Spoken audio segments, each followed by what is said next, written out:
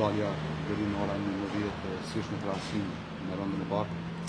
Po, do me thënë ne jemi në kontakt vazhdueshëm me gjitha 117 vendvotimet në komunën e Tetovës, edhe normalisht që marrim dhënat nga ana e vendeve të votimit, ku gjithsej deri në ora 11 kanë votuar 7273 votues, apo 8.28%, dhe duke bërë krahasimin me raundin e parë zgjedhor, kemi një rritje prej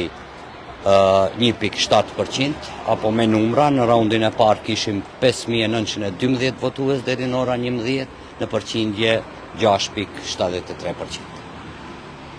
Ka pasur ndonjë problem, ndonjë temë, ndonjë moslehtësimi apo? Jo, deri në këto momente nuk kemi pasur ndonjë problematike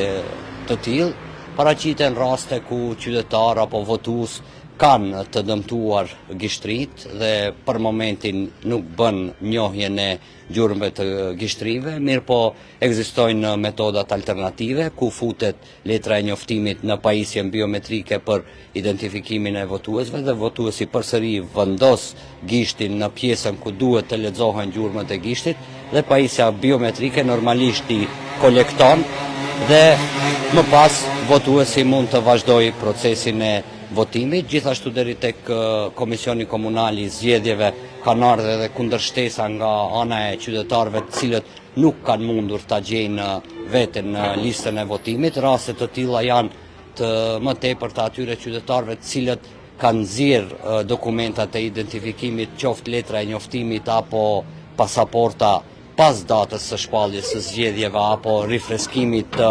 listës zgjedhore, mirë po në koordinim me Komisionin Shtetëror Zgjedhor